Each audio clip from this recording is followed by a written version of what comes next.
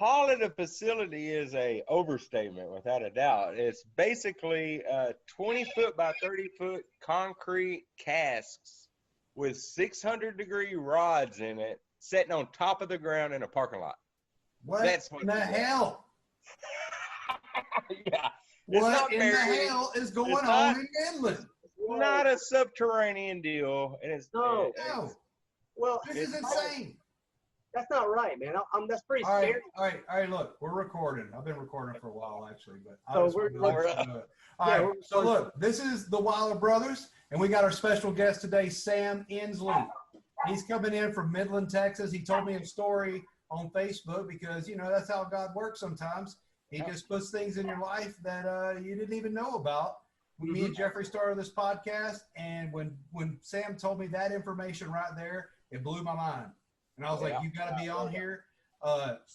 Sam, tell us a bit about yourself.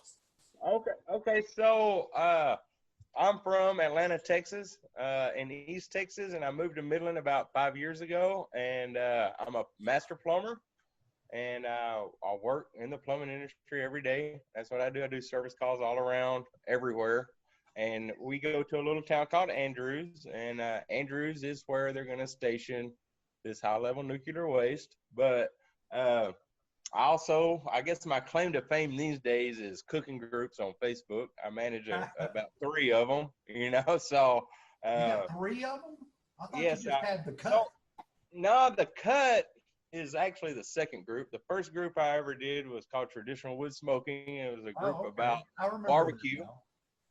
It's about barbecue, but instead of using pellet grills and gas-fired appliances and stuff like that, we only do charcoal and wood. It's very stringent on the content that's inside of it. So then I created the cut, and the cut is like anything goes and total food porn.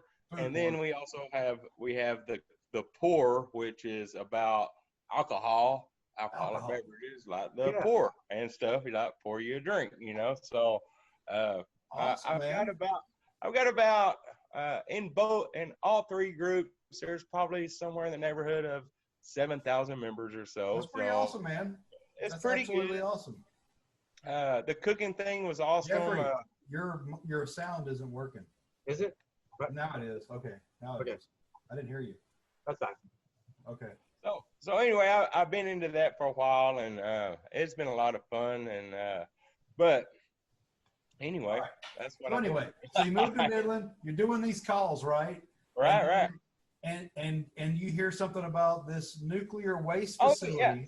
So I listen to this radio station every minute of every day in my truck. It's called K-Well, and it's basically, I'm not going to lie, it's conservative talk radio. Oh, wow. In the afternoons, it's Sean Hannity and Mark Levin and all those guys in the evening doing their shows and stuff like that.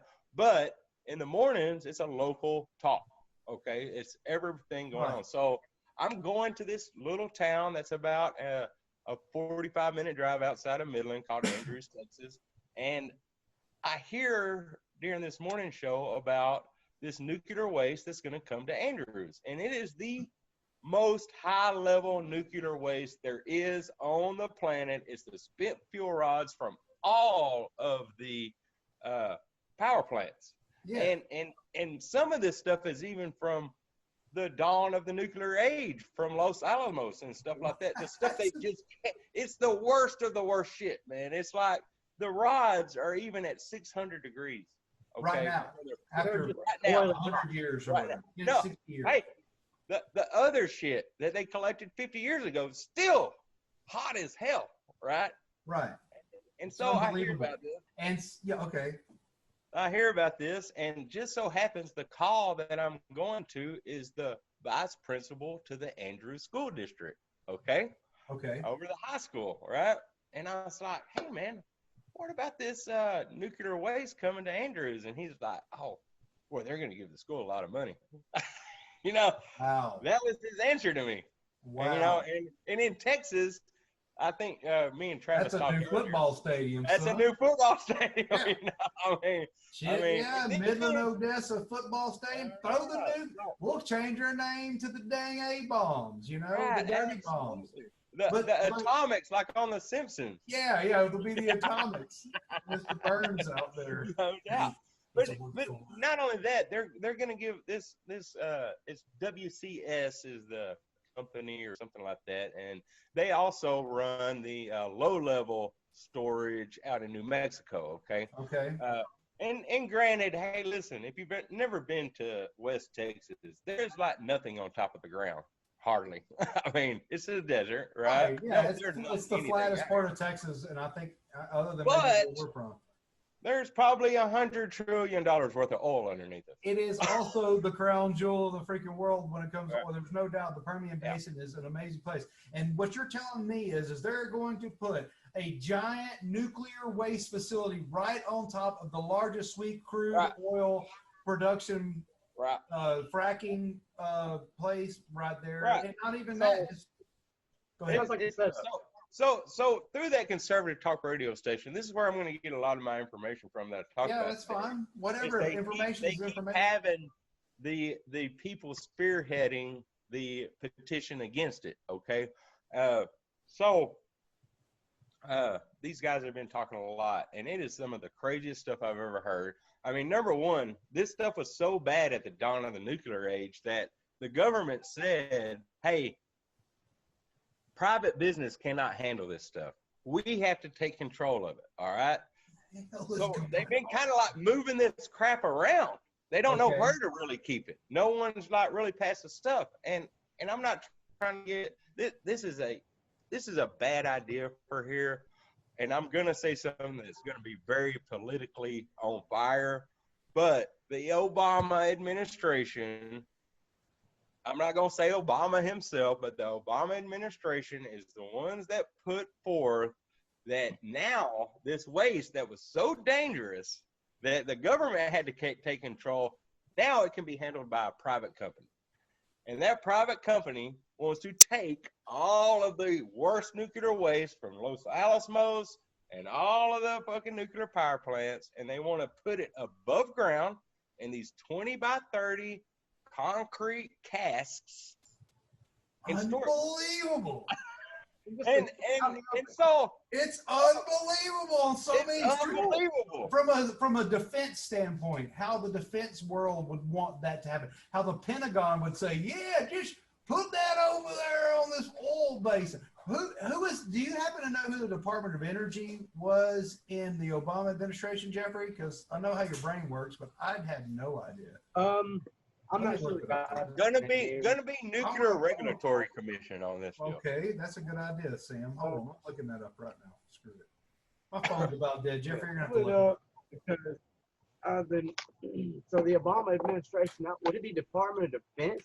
Department of Energy. It would be under the Department of Energy. It would probably be under something like that. Nuclear Regulatory Commission. Yeah, something like that. Sorry. So anyway, they're going to bring all this stuff here. And I mean, like a micro fissure, I mean, it only has to take a crack as big as what neutrons take to get out to be bad, you know? Oh, yeah, exactly. And if that oil basin gets contaminated, we're talking about a catastrophe beyond any belief. Third world country in America. Not even a third world country. We would be completely beholden to, I mean, dude. And plus, the overall environmental destruction would be unprecedented. Oh, yeah, because our weather patterns start in West Texas and they blow all the way through DFW to East Texas and Louisiana. I mean, that's just how. I mean, you watch how rain and wind moves across Texas. It starts here and it goes all the way across the state. And don't get me wrong, there's certain aspects of fracking I really don't like. Well, but no doubt. But one of them is that it does cause the earth to shift a little bit. Exactly. Like I'm pretty sure most nuclear. I mean, don't get me wrong. I think we got to do it. I think it's the oil we need that oil. Right. But there's certain precautions we should need to take, and one of those precautions would be to not store nuclear waste there. I don't know. That's what Uncle Mike had mentioned. That's what I was going to ask you, Jeff. You talked to Uncle Mike earlier. He's a nuclear engineer for his life. He's retired now. What did he have to say about it? Well, see, our Uncle Mike is a guy named Michael Swallow, and he's been in the nuclear industry since Vietnam. And in his civilian life, he set up most of the nuclear power plants that this waste is coming from. And so did my father-in-law, Clyde Aber, who passed away. But his opinion on this was that it's the totally incorrect terrain to be storing this type of material. It's on shifting sands. They have earthquakes in Midland, Texas, from what he was telling me. His company is actually trying to build a pipeline through Midland right now. And he said it's just a terrible idea for them to put that there because there's no end in sight. How long are they going to keep it there? What type of facility they're going to have? It doesn't sound like they have a correct facility. For 50 years, they've been looking for a place to put this crap. All right. Well, this isn't the place. This ain't the place. Put it under a mountain, man. Put it under a mountain. This isn't even logical on any level. Yeah, I know Midland ain't the prettiest place in the world. No. I'm sure it's some people. No. I'm sure that you can find beauty in every place because I always hear people talk about the swamps. Well, okay, so what we got beautiful? What we got beautiful here is a sunset. There you go. We got a beautiful sunset in Midland. I mean, really. And I ain't talking bad about the place. I've driven through it a few times, but yeah, this is also the natural resources there outweigh the catastrophe that could happen by a million-fold. There's no scenario that I can see other than maybe they're doing this on purpose, y'all. All right. I hate to sound that way or talk that way, but dude.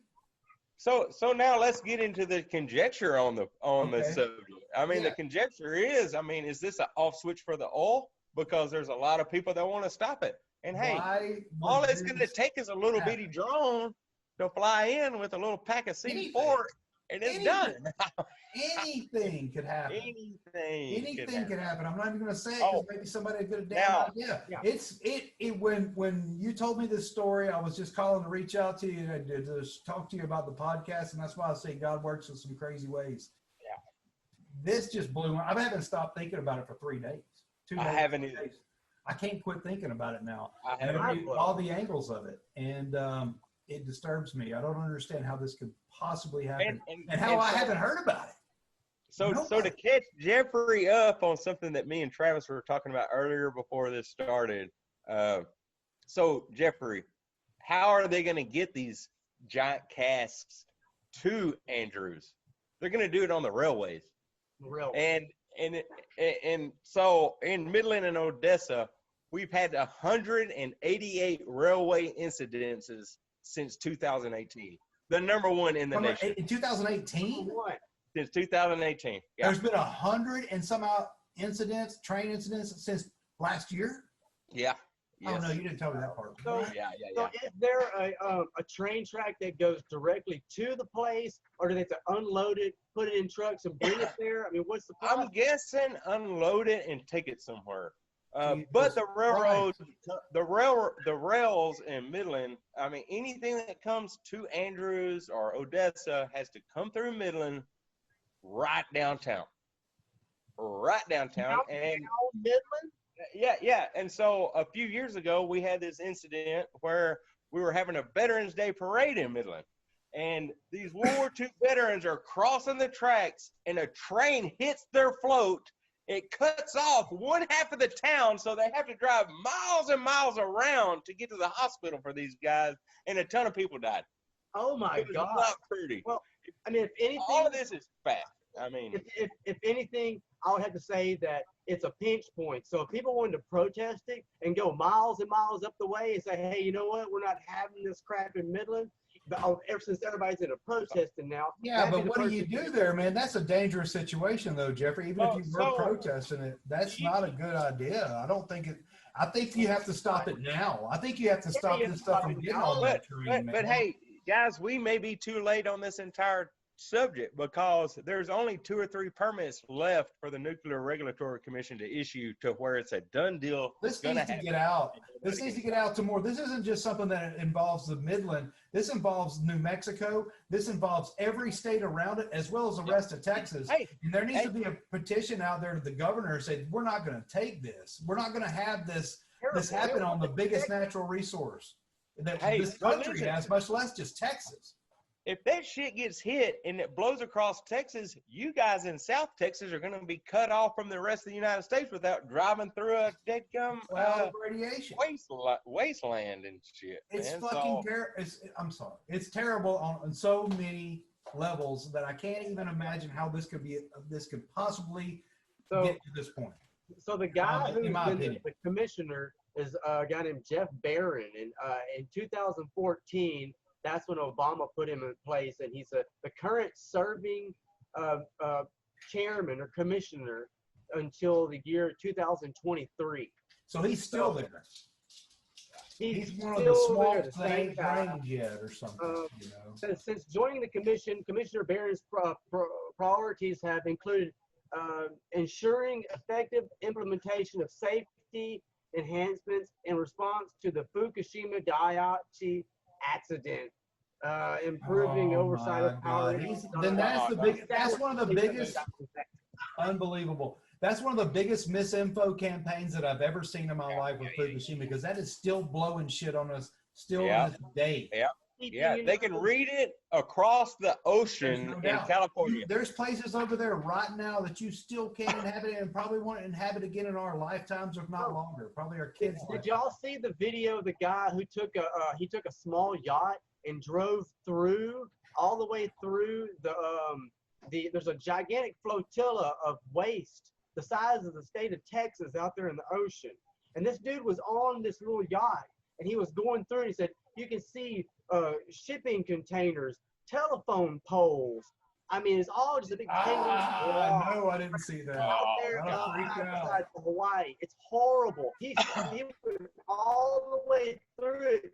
He said he almost didn't make it through because it was so bad. There was electric wires and pieces of houses. It's just any kind of debris you can imagine that was from that tsunami stuck out there. Probably dead bodies stuck up inside there too.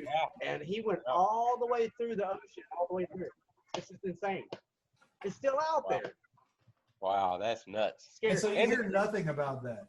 And so that's that there you go, man. If a disaster happened in Midland, you would get the same kind so that's the whole deal, man. You never hear nothing about the really bad stuff that's going to happen in your neighborhood. I mean, you got to watch out. You got to watch out for this stuff. And what I don't like about this is this compartmentalized news that's going on here in this particular situation, where nobody else in the damn world knows about this but people in Midland. And it's outrageous. It's outrageous. The whole state of Texas should be in an uproar over this. Right. Absolutely, the whole state should. Because, hey, just imagine if some of this... I want to start a petition to the governor about it. I just don't know how to do anything like that. I've never done anything like that. But people need to hear this, and this needs to be heard. We're talking millions and probably billions of dollars all involved, and just like the school and the city council in this little bitty town is going to get millions of dollars. I'm sure they're getting paid off some way too. I mean, it's total conjecture on my part, but I mean, it just makes sense. I mean, it's okay. It's pretty logical. You already heard it from the horse's mouth there when you talked to the principal. So I mean, no doubt. I mean, he was excited. Whatever. Oh yeah, we're gonna get some nuke waste, and they're gonna give us a lot of money. Probably gonna embezzle this. He's probably gonna help embezzle some of that. Yeah. I mean, I mean, hey, look, millions of dollars in the face of regular people is a very tempting thing. Of course, okay. So it doesn't matter what. You know what? I'm sure that man has a superintendent that's above him that's told him the same thing. That's told him the same thing. You know. Yeah, no doubt. They told the him administrator's getting paid off, and the school board's getting paid off, and the freaking on up the freaking chain all the way to the damn mayor, and maybe even the governor of Texas. I don't know. We need to figure out what's going on, and I hope that people realize. I mean, don't get me wrong. Another thing I don't have much love for, honestly, is nuclear power. This is a perfect reason why I don't, especially environmentalist people that are like, oh, we need to destroy these coal mines. This is a perfect example why a coal mine ain't nothing compared to it being nuclear waste. This is or natural gas. Or natural gas providing us the energy. Natural gas is probably the safest of all of them that we have. I mean, you know, we've lost a lot in the oil field over the coronavirus, but the one thing that has spiked is natural gas reserves and the cost of it because so many people are staying home. That makes sense. Now the gas, like fuel for your cars and stuff, that's like going straight down the hill. So Odessa in February had the lowest unemployment in just about the whole United States of America. Dang, we now are at the highest unemployment at 13% right now. That's unbelievable, man. That's sad, man. It's bad everywhere, man. I look over Austin every day, and it's just it's hard to look at some days, man. You go through there sometimes, and you remember what it looked like, and it's just like, oh my God, there's no open. There's nothing open. Bigfoot sighting. True enough, man, because like when Midland, I've lived here through 2 oil booms and crashes, okay? Right. And Midland during an oil boom is like bumper to bumper traffic all the time, 24 hours a day, and now it's just like driving around. Oh no. Oh dude, it's eerie. I drive about a 45-minute drive into work, and it's especially through January, February, March. It was one of the most surreal things ever going from bumper to bumper traffic. And then going to the twilight zone, we're like, I'm the last man alive. Surreal is the total right word to describe it too. Yeah, it was just, and it's still, it's gotten a little bit better, but man, everybody needs to get back off their feet. We got to stand up to this stuff. Right. I'm becoming more and more of the cloth that we just got to stand up. Hey, Jeffrey. Yes. What are you doing? I'm looking at this article. It's talking about. I'm looking at they call it the nuclear corridor, and this article I'm looking up is it's marking all the places they're going to put these spent nuclear fuel rods and. Whoa. So there's other ones that they're putting in different places. They're spreading this stuff out. Yeah, they're dotted all across. Oh, that's a great country, idea, man. Wow. 1, 2, 3, 4, 5 in Texas, 4 in New Mexico, 2 in Arizona. I mean, they're everywhere. They're all over the place. I mean, hey, look, New Mexico sucks, but let's not forget the fact that they have a lot of oil too that we don't talk about. You think of Texas, but I mean, look, those oil fields go way into New Mexico. I mean, I can be in New Mexico. I can be in New Mexico in 45 minutes. You know, so right. Okay, yeah, that makes sense. The same thing.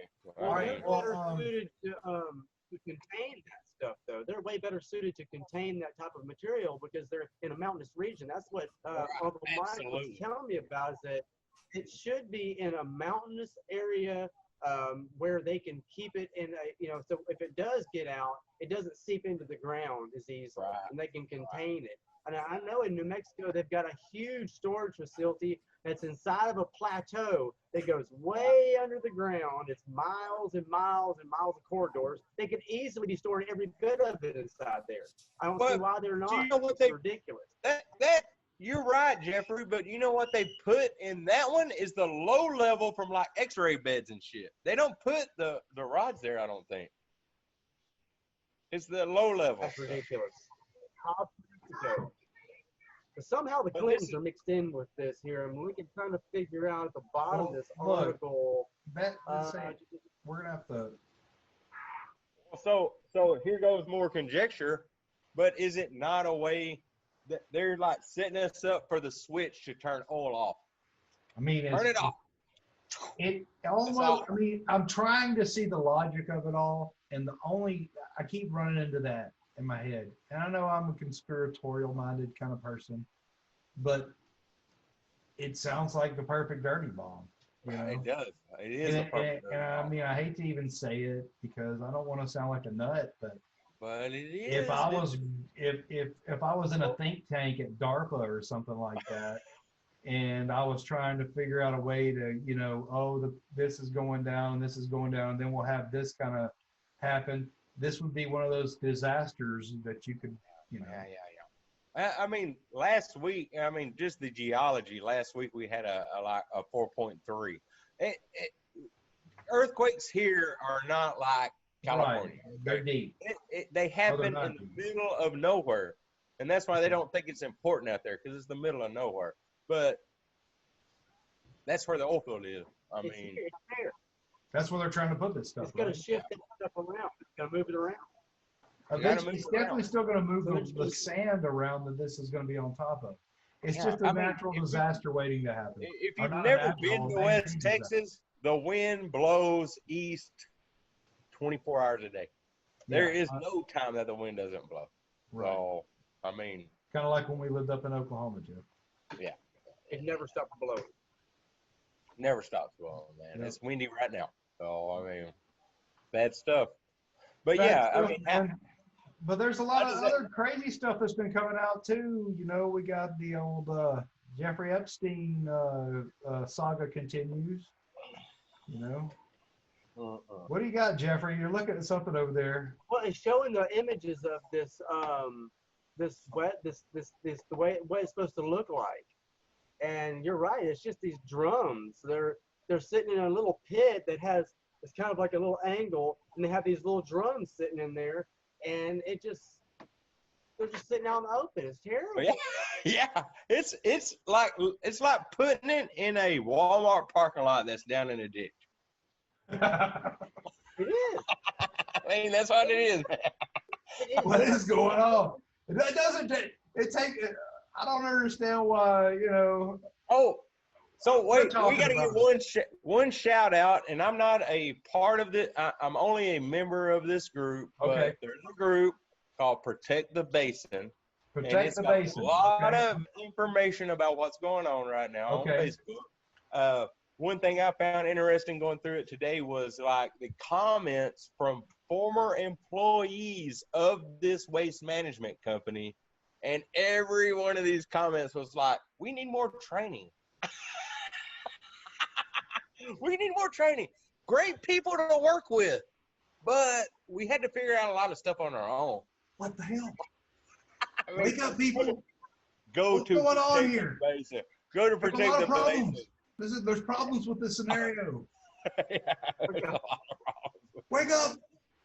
I need your help. Up the website right now. Protect the Basin. Protect the Basin. I'm going to join these people. Threat. Texas. I'm going to join them. Hey, man, put it out on your website. I don't want to little call. It says on the website, it's no place for nuclear waste. See, that, if it didn't rhyme, it wouldn't be true. All right, cool. Well, no, it'll do a lot of good for the rest of the world, but the end of the United States of America is what it is. No, I mean it definitely would be a large burden for us to carry. Oh. Just think of how much money the Saudis would make if we shut down the Permian Basin. There's no way we would not be in a position to be able to even do that anymore because we wouldn't have the money to spend on it, man. Nope. It would collapse. It would collapse a large portion of our economy. Our energy dependence would go through the roof. I mean, let's face it, guys. We're all Texans. We all know that's like the reason America's so great is Texas. Everybody knows that. If we didn't push oil out to the rest of the country, nobody would be driving to work, and that's all there is to it. Well, one of the things I wanted to bring up while we were talking about the nuclear waste is that during the Chernobyl explosion back in the late 80s, the Russians tried everything to try to remediate the waste. So what they figured out was, surprisingly, there's two plants that remediate the soil and actually knock down on the half-life. It's something that we need to let these people be aware of. The two plants were sunflowers and hemp. And hemp didn't work the best. So what you're saying is all we would just have to do is douse it with a little Texas Outlaw CBD. And that's what I'm saying. Yes. That's right. Maybe. Well, what the Russians figured out how to do is they grew, they would run the wastewater through, and they would grow hemp plants, and then they would make ethanol out of the hemp, and they would burn that ethanol off, and it was clean burning fuel. So that may be a solution. So we're talking about moonshining now. So we found the savior of all of these problems. This Texas CBD. It may be Texas Outlaw ethanol. You know? Yeah, there you go. Right. Texas Outlaw. It's unbelievable, but no, we're making fun of this, but it really is a serious situation, and I don't know the right answer. I don't know exactly where this stuff needs to go. But from a strategic standpoint, there's no way in hell that it should be in Midland, Texas. No community wants that stuff. I totally agree, and I can understand. I believe they were trying to do something in Port Arthur that was similar to this years back with stuff that wasn't radioactive, and there was some, let it happen. There was some chemical waste. So I believe that this whole decision-making process for the Permian Basin location is been going on for about 10 years, a decade already. Okay. So this could have been even. So that's what's scary now. I'm telling you guys, it is like a breath away from a done deal. It may be too late already. It's like every fucking little permit is checked off except for like 1 or 2 right now. It's almost a done thing. I can't believe that it's gone this far. Yeah. They've been talking about it for a long time. I mean, ever since they first put the low level in New Mexico, they've been looking at the desert out here for it. So, well, there, like I said, I know that nobody wants this, but I don't think there's anybody in America would say, let's put it on top of the freaking oil fields. No. Anywhere that there's some natural resources. Hell, let's put it in the Badlands of California somewhere, or something, or someplace where there's just no natural resources that can be completely destroyed. I know every place has got a place here, but or at least something more secure. Burying it under a mountain is the best idea, and that way you could take a direct hit from a missile even and probably not get hurt. Or absolutely, I mean, a million. It wouldn't take anything for this to become a terrible disaster that would destroy the Earth or destroy America. Then you gotta question yourself on who's gonna hurt it. Is it gonna be China? Is it gonna be Greenpeace? Is it gonna be all these people that hate oil so much that they just want it to end, so they want to destroy the area? Yeah. And you know, frankly, I'm all it's about a private company that's doing it, so it's not like there's going to be National Guard guarding this thing. No. As a matter of fact, that was one of their big speeches, was like the jobs it's going to create. It's like 10 jobs. It's 10 jobs. 10 jobs. I mean, the company has 150 official members. Wow. Right. That's for all of the United States, though. Wow. Yeah. Sad. It'll make somebody some money, but not jobs for regular people. No, absolutely not, man. This is high-level executive bullcrap where you're pushing pencils. You might have an engineer there to make sure everything's going right, an operator or 2. But for the most part, it's going to be a small-time operation, and it doesn't sound like this company is financially stable enough to have much security. Oh, who knows, man? I mean, we're talking about 10 jobs. Hell, you could have a mob of people come through there in no time and just take control of that. It just doesn't seem feasible, man. It doesn't seem right. They could go before the end of coronavirus. They could go totally belly up. In the next 3 to 4 months, they could go belly up. Not to mention the train stuff you were just talking about. And that is why initially in the dawn of the nuclear age, the government said, we will not let a private company handle this stuff. We are going to handle it. And then in the Obama administration, it became a deal where they could privatize it. So, I think we're all pretty limited government people, but this seems like something the government should handle. Yeah, absolutely. You won't hear me say that very often.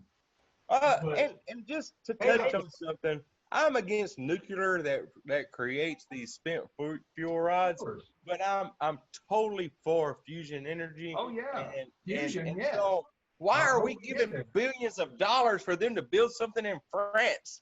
Build it here. We could do that here, man. Fuck, I don't have a fusion plant though. Oh no, but they're building one, and in the next 15 years, we're gonna have ITER up online, and that is gonna be the. Is that right? Where? Yeah, absolutely. We're gonna have a nuclear fusion plant. How did I miss that? The world's largest tokamak is going to open up in France, and the United States is dumping billions of dollars in it, and so is the European Union and all that stuff. Oh, I guess I've dismissed that. Why build it there? Yeah. Build one here. We've got enough money and enough smart people here in the United States. We can just keep printing money until they shut up, right? Yeah, exactly. Yeah. But just think about every little really groundbreaking scientific project in the United States, right down to that super collider that's going to be built in Nacogdoches. It always loses funding right at the end, and then we don't complete it here in the United States, and that's just how it is, man. Unless we feel endangered, like someone's going to do it before us. But you know what? Now America has already become dumbed down, and now Europe is going to have the first fusion reactor and the blueprints for the first commercially viable fusion reactor to go on. I don't even know how. I guess I just missed that news. With all of the crap I looked at. ITER, man, that's where it's all about. Check it out for sure. And it's just the same. How many billions did we put into CERN from the United States? I can't imagine. I don't know. Tons. The only project bigger than CERN that mankind has ever done is this fusion reactor they're building in France. Wow. Okay. Well, I don't know how I missed this, but I'm gonna check it out. Yeah, dude. I mean, that's real stuff, man. Jeffrey, what are you looking at over there, man? I'm looking to see who's privatized. Who was responsible for privatizing? Well, it was that guy. What'd you say his name was earlier? It had to be that guy. Well, he's the head of the nuclear, commission, but it looks like Rick Perry could have been involved. Oh, I'm sure he was. Goodhair was too. Captain Goodhair is probably right. Yeah. All that shit. That's the same.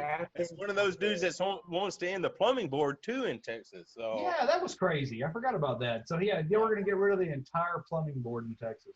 Yeah, I mean, once again, I'm not a big government guy, but you don't want just some jackass coming. I mean, if you're going to have a board over the plumbers, you should at least. If you want to do it private, I can even understand that. If you wanted to have like the Texas Plumbers Association has their own board, okay. Then you got state regulation.